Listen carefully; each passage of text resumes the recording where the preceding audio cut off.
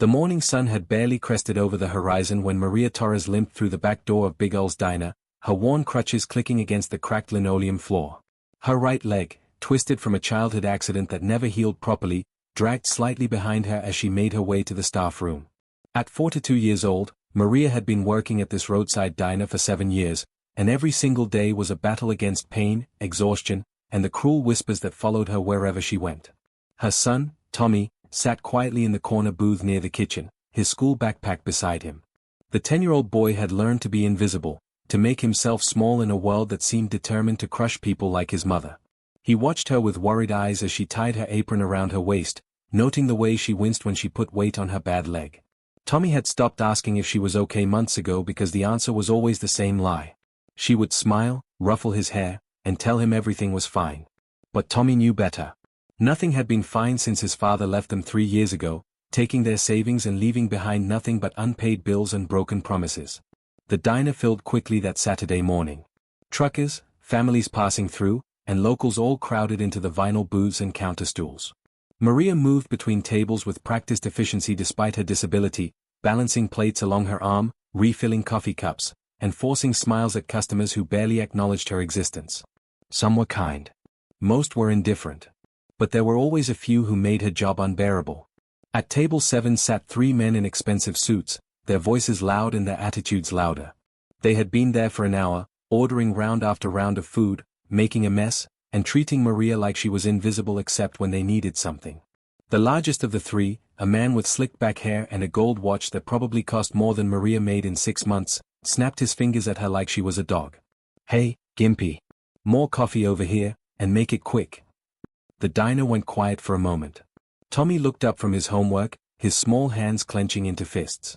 Maria's face flushed red, but she swallowed her dignity along with her anger and limped over with the coffee pot. Her hands trembled slightly as she poured, and a few drops splashed onto the white tablecloth. The man exploded. "Are you kidding me? Look what you did. Do you know how much this suit costs? Probably more than you make in a year, you clumsy cripple." He stood up, towering over Maria, his face twisted with rage that seemed wildly disproportionate to a few drops of coffee. His companions laughed, egging him on. Before Maria could apologize or step back, he shoved her hard. Her crutches flew out from under her, and she crashed to the floor with a cry of pain. The coffee pot shattered, sending hot liquid and broken glass across the tiles. Tommy was out of his seat in an instant, tears streaming down his face as he ran to his mother. "Mama. Mama, are you okay?" The suited man wasn't finished. He grabbed Maria's arm as she tried to get up, yanking her roughly. "You're going to pay for cleaning my suit, you worthless." "Let her go." Tommy screamed, trying to pull the man's hand away. The man simply pushed the boy aside like he was nothing more than an annoying insect. The owner, Big Ul himself, started to emerge from the kitchen, but he was an older man, slow-moving and uncertain. The other customers watched in horror but did nothing. No one wanted to get involved. No one wanted trouble. That's when Tommy heard it. The rumble of motorcycle engines pulling into the parking lot. Through the window, he saw them. 6 bikers, their leather vests marking them as members of the Iron Brotherhood Motorcycle Club. Without thinking, acting on pure instinct and desperation, Tommy ran. Tommy burst through the diner's front door, nearly tripping over his own feet in his panic. Tears blurred his vision as he ran straight toward the group of bikers who were dismounting from their machines. The lead biker, a mountain of a man with a thick gray beard and arms covered in tattoos, turned at the sound of the child's desperate crying. "Please. Please help. They're hurting my mama." Tommy sobbed, grabbing onto the man's leather vest with small, trembling hands. The biker, whose vest read Hawk across the front, immediately knelt down to the boy's eye level.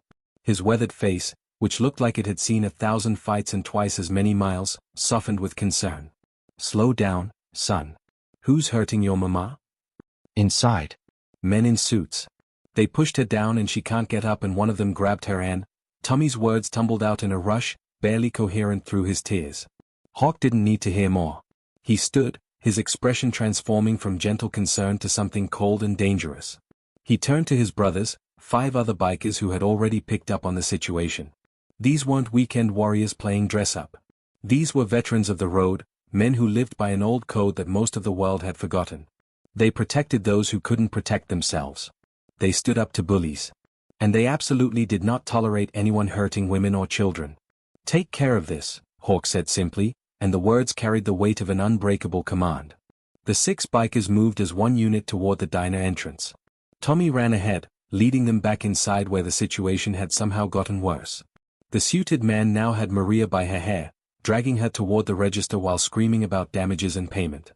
Her crutches lay broken on the floor where he had stepped on them.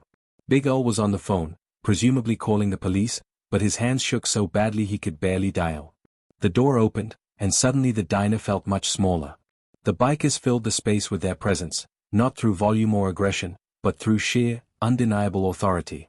Hawk walked straight to table 7, his boots heavy on the floor, each step deliberate and purposeful. "Let the lady go," Hawk said quietly. His voice was low, almost conversational, but it carried to every corner of the diner. The suited man turned, still gripping Maria's hair. For a moment, his face showed confusion, then irritation. "This doesn't concern you, old man. This is between me and this incompetent." He didn't get to finish the sentence. Hawk moved with surprising speed for a man his size, his hand clamping down on the businessman's wrist with crushing force. "I said, let her go." The man yelped and released Maria immediately. She collapsed against a booth, gasping in pain and humiliation. Tommy rushed to her side while one of the other bikers, a woman with short-cropped hair and kind eyes, helped steady them both. "Do you know who I am?" the suited man sputtered, cradling his wrist. "I'm Clayton Marsh. My father owns half this county. I'll have you arrested for assault." Hawk smiled, but there was no warmth in it. "Son, I've been arrested in 17 states and 3 countries. You think I'm scared of your daddy?" He turned to the other 2 suited men who had gone pale and silent. "You too. Sit down and don't move." They sat immediately, all bravado evaporated. Clayton, however, was too stupid or too entitled to understand the danger he was in. He pulled out his phone. "I'm calling the police right now. You'll all go to jail for this." "Good," Hawk said calmly. "Call them. We'll all wait here together and explain how you assaulted a disabled woman and shoved a child. I'm sure they'll be real interested in that story, especially when everyone in this diner backs it up." The standoff in Big Ol's diner could have been cut with a knife. Clayton Marsh stood there, his phone still in his hand, his face cycling through shades of red and purple as the reality of his situation began to sink in. Around him, the other customers had found their voices. What started as one elderly woman's account of what she witnessed became a chorus of testimonies. "I saw the whole thing," said a trucker from the counter. "That man attacked her for no reason. He pushed a child," added a young mother holding her toddler close. "My daughter saw it. She's crying because of what he did." Big Ol, having finally gotten through to the police, hung up and pointed at Clayton. "You're banned from my establishment. I've known Maria for 7 years. She's the hardest worker I've ever had, and you put your hands on her in my diner." Clayton looked around desperately at his 2 companions, but they refused to meet his eyes. They had already mentally distanced themselves from him, calculating how to minimize their own involvement in this disaster. One of them quietly placed $200 bills on the table and mumbled something about paying for their meal and the coffee pot before attempting to slide toward the exit. "Sit down," repeated another biker, a man called Ghost who earned his nickname from how quietly he could move despite being built like a linebacker. The 2 men sat back down immediately. Hawk knelt beside Maria, who was still on the floor, her face streaked with tears of pain and shame. Tommy held her hand tightly, his other arm wrapped protectively around her shoulders. The boy looked at Hawk with a mixture of awe and desperate hope. Are you hurt?" Hawk asked gently. "Do you need an ambulance?" Maria shook her head, trying to compose herself. "No, my leg. It's worse when I fall. And my crutches." She looked at the broken supports lying nearby, and fresh tears spilled down her cheeks. Those crutches had cost her 3 months of savings. She had no idea how she would afford new ones. The female biker, whose vest identified her as Raven, helped Maria into a booth. "Honey, you just sit tight. We're going to make sure you're taken care of." She shot a meaningful look at Clayton that could have stripped paint off a car. When the police arrived 15 minutes later, they found a scene that was remarkably calm considering what had transpired. Officer Jenkins, a veteran cop who had lived in the area for 20 years, knew both the bikers and the Marsh family. His expression when he walked in and saw Clayton told everyone exactly what he thought of the situation. "All right, someone want to tell me what happened here?" Jenkins asked, pulling out his notepad. Before Clayton could speak, Hawk gestured to the room. "Why don't you ask the witnesses? All of them." For the next 30 minutes, Officer Jenkins took statements from every single person in the diner. The story was consistent across all accounts. Clayton Marsh had verbally abused Maria Torres, pushed her to the ground causing injury, destroyed her medical equipment, physically grabbed her, and shoved her 10-year-old son when the boy tried to help his mother. The bikers had simply intervened to stop an assault in progress. Clayton tried to spin his version of events, claiming Maria had deliberately spilled coffee on him and he was simply defending himself, but nobody was buying it. Even his two companions, when pressed, admitted they had seen him push her first. "Mr. Marsh, I'm placing you under arrest for assault and battery, destruction of medical equipment, and child endangerment," Jenkins said, pulling out his handcuffs. "What? You can't be serious. Do you know who my father is?" Clayton's voice reached a pitch that would have embarrassed a teenager. "I don't care if your father is the president," Jenkins replied coldly. "You put your hands on a woman and a child. You're lucky these gentlemen showed restraint because I've seen them handle people who hurt kids before, and it's never pretty." He looked at Hawk with something like respect and nodded slightly. As Jenkins led a sputtering, threatening Clayton toward his patrol car, the other two suited men tried to quietly exit. Raven blocked their path. "Not so fast. You two sat there and laughed while your friend assaulted someone. That makes you accessories. Officer Jenkins might let you go, but I want to make sure you understand something first." The two men who had accompanied Clayton Marsh stood frozen in front of Raven, their expensive clothes and confident facades completely stripped away under her unwavering stare. She was barely 5'6", but she carried herself with the kind of authority that made grown men reconsider their life choices. "Here's what's going to happen," Raven said, her voice quiet but sharp as broken glass. "You two are going to think long and hard about the kind of men you want to be. Today you watched your friend abuse a disabled woman and her child, and you laughed. You laughed." She let that hang in the air for a moment. "Officer Jenkins is being generous by not charging you as accessories. But if I ever, and I mean ever, hear that either of you have been involved in something like this again, my brothers and I will make it our personal mission to ensure everyone in your social circles, your business networks, and your families knows exactly what kind of cowards you really are. Understood?" They nodded mutely and practically ran from the diner when Raven stepped aside. The remaining customers watched them go, and then something unexpected happened. The elderly woman who had been first to speak up stood and walked over to Maria's booth. She pulled out her wallet and placed $40 on the table. "For new crutches, dear," she said simply. The trucker at the counter added $60 to the growing pile. "My sister's got cerebral palsy. She works harder than anyone I know, just like you. Nobody should have to deal with garbage like that." One by one, customers approached.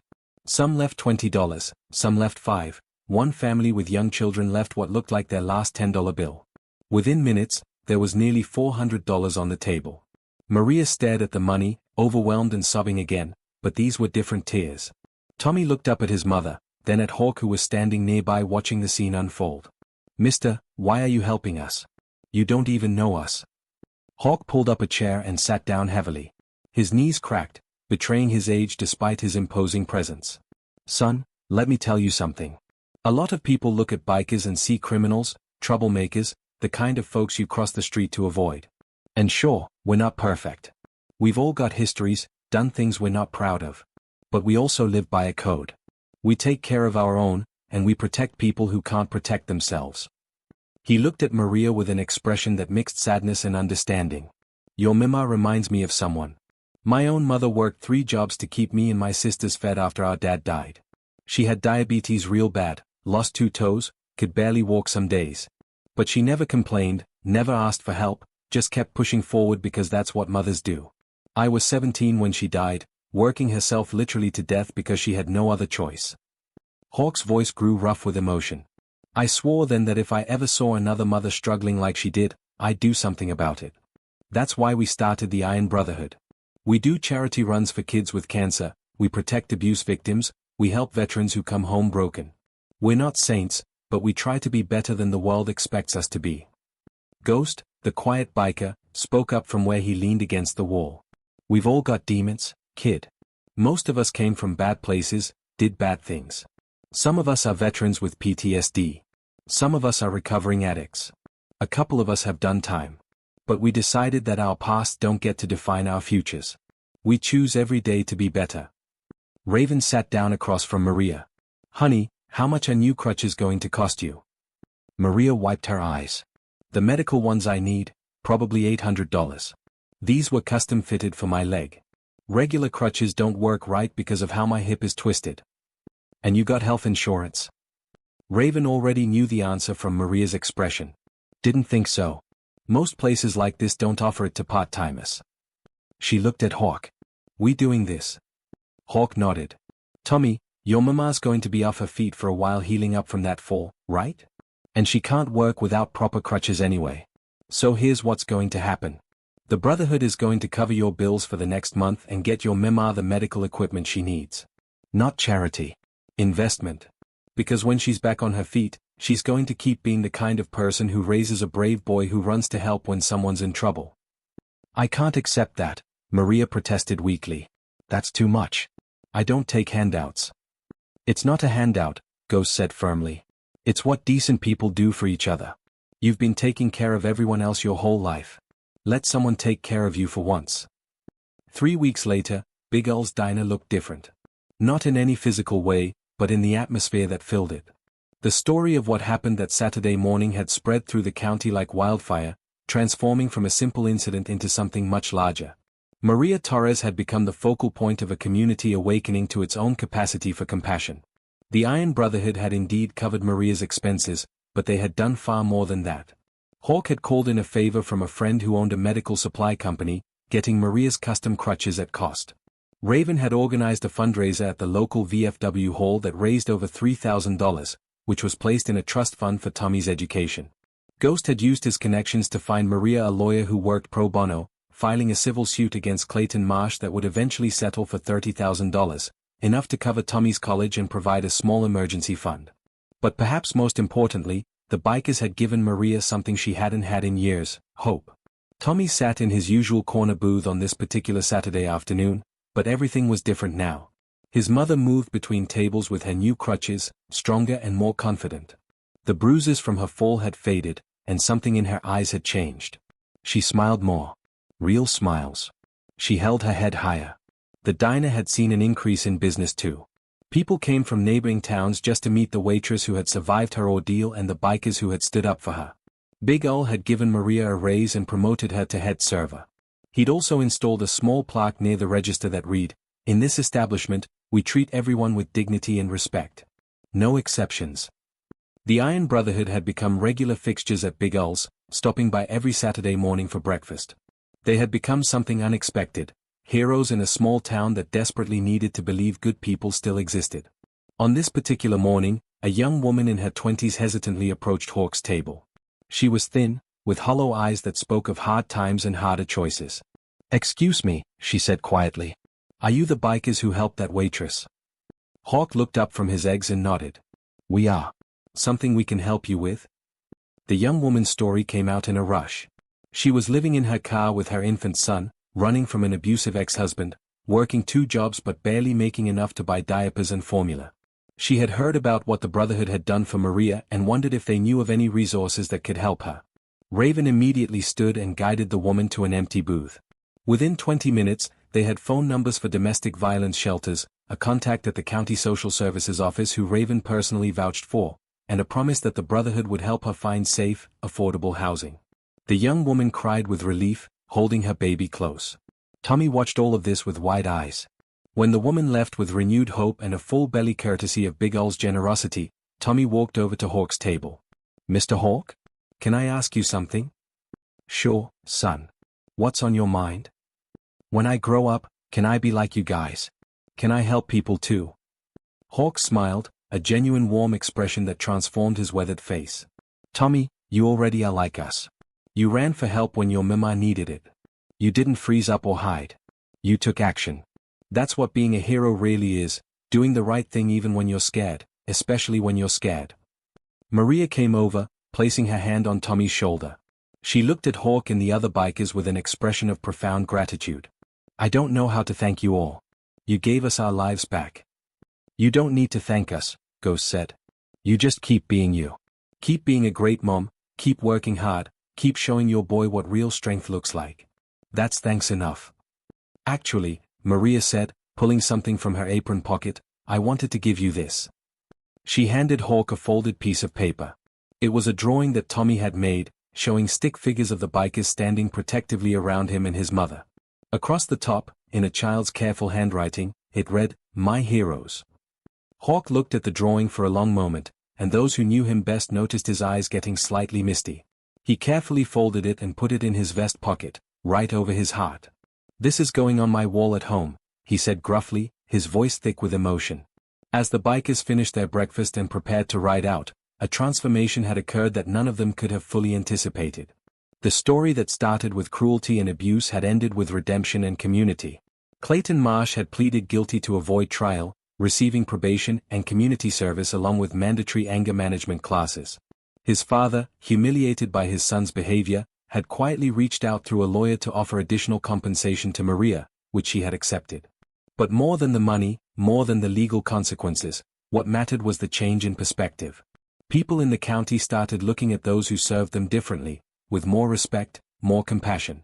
They noticed the single mothers working double shifts, the elderly folks struggling with bags at the grocery store, the disabled veterans trying to navigate a world that wasn't built for their needs. And increasingly, people stepped up to help. The Iron Brotherhood continued their work, but now they weren't alone. Community members started volunteering at shelters, donating to funds for families in crisis, standing up to bullies in their own circles.